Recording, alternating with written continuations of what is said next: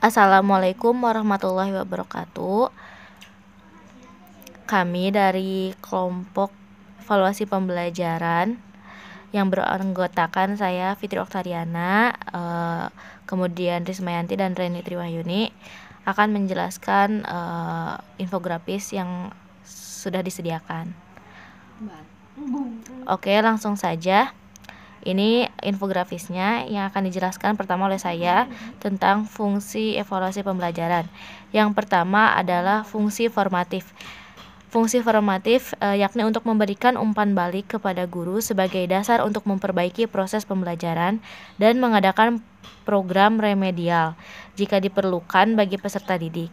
Nah, kemudian ada fungsi sumatif, yaitu untuk menentukan nilai kemajuan atau hasil belajar peserta didik dalam mata pelajaran tertentu sebagai bahan untuk memberikan laporan kepada berbagai pihak, penentuan kenaikan kelas, dan penentuan lulus tidaknya peserta didik.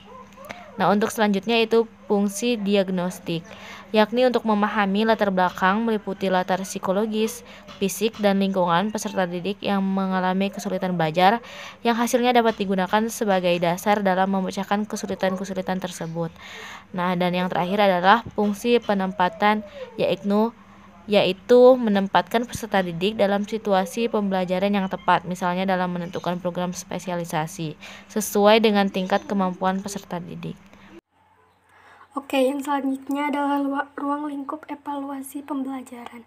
Yang pertama adalah domain hasil belajar yang terdiri dari kognitif, afektif, dan psikomotor.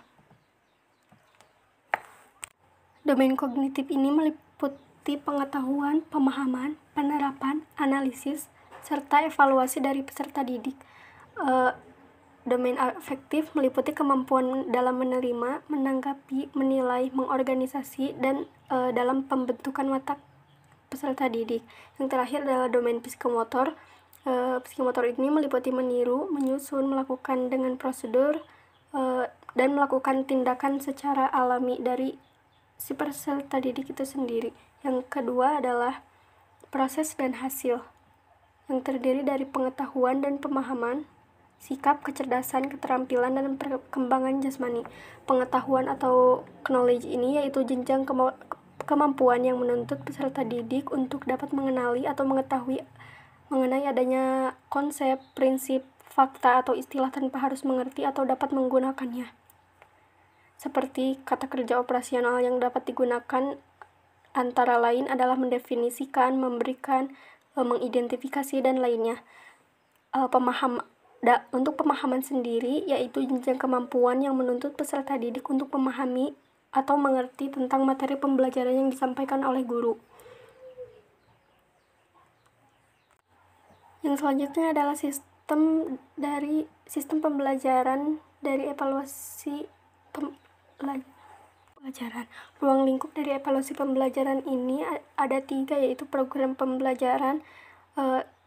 Program pembelajaran ini berisi tujuan dari pembelajaran, isi, metode, media, sumber belajar, lingkungan, penilaian, proses, serta hasil belajar yang biasanya dilakukan sebelum proses pembelajaran berlangsung.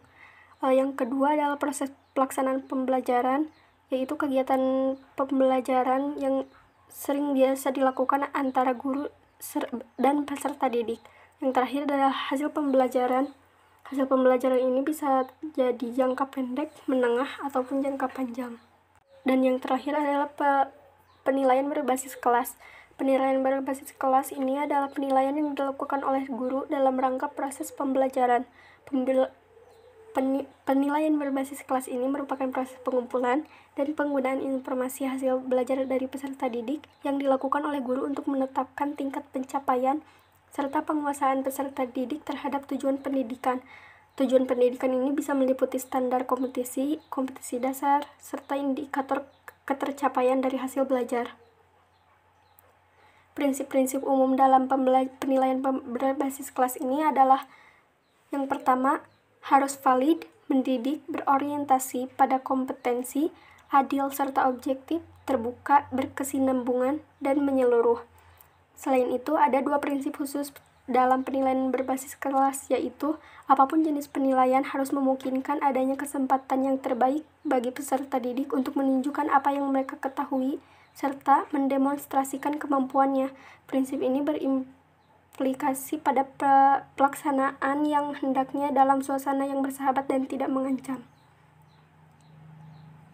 Yang kedua, setiap guru harus mampu melaksanakan prosedur penilaian berbasis kelas dan pencatatan secara tepat. Implikasi dari prinsip ini adalah bahwa prosedur penilaian berbasis kelas harus dapat diterima oleh guru dan dipahami secara jelas. Prosedur penilaian berbasis kelas dan catatan hasil belajar siswa hendaknya mudah dilaksanakan sebagai bagian dari KBM dan tidak mengambil waktu yang berlebihan. Catatan harian harus mudah dibuat, jelas, dan mudah dipahami. Informasi yang diperoleh juga harus menilai semua pencapaian belajar siswa dengan berbagai cara untuk digunakan sebagaimana mestinya. Selanjutnya, prinsip dari evaluasi pembelajaran. 1. Ada prinsip kontinuitas, artinya evaluasi dalam pembelajaran bukan hanya dilakukan saat ujian tengah semester ataupun akhir semester, tetapi guru harus melihat perubahan nilai dari siswa yang dilakukan secara berkesinambungan atau berkala. Sejak dari tahap penyusunan rencana pembelajaran hingga pelaporannya tetap harus dipantau secara kontinu. Selanjutnya, komprehensif. Guru harus mengevaluasi siswa berdasarkan aspek kognitif, afektif, dan juga psikomotor. Guru dituntut untuk bisa membentuk karakter siswa yang baik hingga bisa memiliki dampak positif di kehidupannya. Oleh karena itu, evaluasi pembelajaran yang baik dilakukan dari proses belajar hingga hasil belajar dari siswa. Selanjutnya, kooperatif. Sejatinya, proses evaluasi pembelajaran yang dilakukan harus berkoordinasi dengan berbagai elemen yang turut andil dalam perkembangan siswa, mulai dari kepala sekolah, guru mata pelajaran, wali kelas, orang tua, hingga petugas administrasi. Bahkan sangat dianjurkan juga bekerja sama dengan siswa itu sendiri, karena ini bertujuan supaya seluruh elemen yang terlibat dalam evaluasi pembelajaran merasa dihargai atas kerjasama yang dilakukan. Selanjutnya ada prinsip objektif. Penilaian hasil dalam evaluasi belajar harus bersifat objektif, artinya faktor-faktor subjektif seperti hubungan guru dengan siswa, hubungan guru dengan orang tua siswa, atau faktor perasaan karena merasa tidak tega atau yang lainnya tidak boleh dimasukkan ke dalam evaluasi. Jika siswa tersebut mendapat nilai yang jelek, berarti harus dimasukkan nilai tersebut dengan pemberian catatan untuk memotivasi siswa dan memberitahu kepada orang tua siswa tersebut. Selanjutnya yang terakhir adalah prinsip praktis. Prinsip evaluasi pembelajaran harus bersifat praktis, artinya kegiatan tersebut harus menghemat biaya, waktu, dan tenaga. Pada prinsip ini sangat menekankan kemudahan guru untuk menyusun instrumen penilaian yang mudah digunakan, tidak hanya untuk dirinya sendiri sebagai seorang guru, tapi juga memungkinkan digunakan oleh guru-guru yang lain. Seiring dengan kepraktisan tersebut, jangan sampai menghilangkan esensi evaluasi pembelajaran itu sendiri, yakni mencapai keoptimalan dari tujuan belajar. Baik, untuk selanjutnya yaitu saya akan menjelaskan tentang evaluasi perencanaan dan pengembangan, yaitu hasil evaluasi ini sangat diperlukan untuk mendesain program pembelajaran. Sasaran utamanya adalah memberikan bantuan tahap awal dalam penyusunan program pembelajaran. Nah, untuk yang kedua yaitu evaluasi monitoring, yaitu evaluasi ini untuk memeriksa apakah program pembelajaran mencapai sasaran secara efektif dan program pembelajaran terlaksana sebagaimana mestinya, yang hasilnya untuk mengetahui kemungkinan pemborosan sumber-sumber dan waktu pelaksanaan pembelajaran.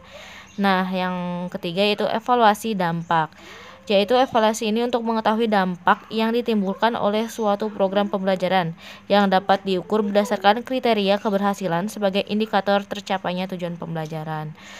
Dan yang keempat adalah evaluasi efisiensi. Evaluasi efisiensi ekonomis, yaitu evaluasi untuk menilai tingkat efisiensi pelaksanaan program pembelajaran, sehingga perbandingan antara jumlah biaya tenaga kerja dan waktu yang diperlukan dalam program pembelajaran dengan program lainnya memiliki tujuan yang sama.